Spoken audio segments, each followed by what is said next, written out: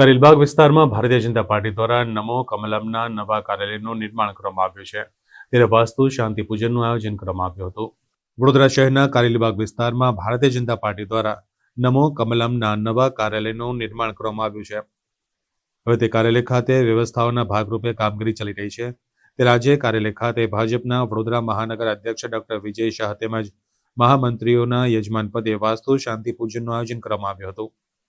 આ પૂજામાં શહેર સંગઠનના મહામંત્રી સહિતના હોદ્દેદારો, ધારાસભ્ય યોગેશ પટેલ, મનીષાબેન વકીલ, કેયુ રોકડિયા સહિતના ચૂંટાયેલા પ્રતિનિધિઓ ઉપસ્થિત રહ્યા હતા. વાસ્તુ શાંતિ પૂજન અને કાર્યાલયના નિર્માણ અંગે પ્રતિક્રિયા આપતા ભાજપ વડોદરા શહેર અધ્યક્ષ ડોક્ટર વિજય શાહે જણાવ્યું હતું કે આગામી 22મી ડિસેમ્બરે સાંજે કાર્યાલયનું ઉદ્ઘાટન ભારતીય જનતા પાર્ટીના પ્રદેશ અધ્યક્ષ સી આર પાટીલના હસ્તે કરવામાં આવશે.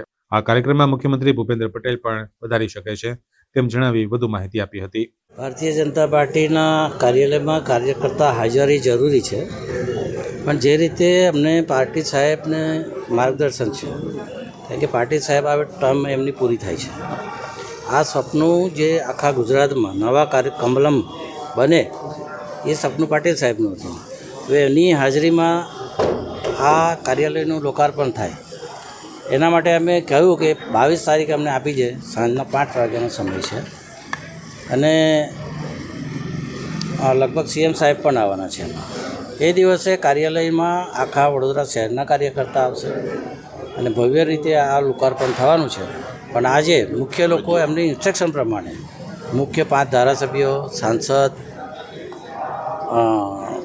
કોર્પોરેશનના 5 પદાધિકારી, સંગઠનના પ્રમુખ, મહામંત્રી અને મુખ્ય જે કાર્યકર્તા જે કાર્યાલયમાં કામ કરતા છે એ લોકોની સાથે આજે આ વાસ્તુ પૂજન રાખેલું છે. કોઈપણ પ્રકારના પ્રશ્નો વગર, કોઈપણ પ્રકારની તકલીફ વગર 15મી તારીખથી જ્યારે ધનારક બેસે છે ત્યારે એના પહેલાં આ વાસ્તુ દોષની વિધિ આજે કરવામાં આવી છે.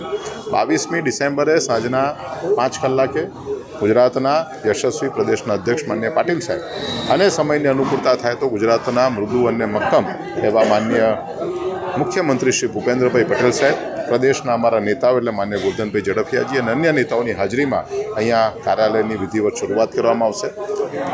હિન્દુ વિધિ વિધાન પ્રમાણે દરેક કાર્ય માટેનો સમય નક્કી હોય છે. 2023થી આ કાર્યાલયનું ભવ્ય શરૂઆત કરવામાં આવી છે અને જ્યારે કામ એના મધ્ય ભાગમાં પહોંચ્યું છે ત્યારે આજે વાસ્તુ પૂજન દ્વારા, વાસ્તુ દોષની વિધિ દ્વારા વડોદરા શહેરના મુખ્ય લોકોની હાજરીમાં આજે આ વિધિ સંપન્ન કરવામાં આવી છે.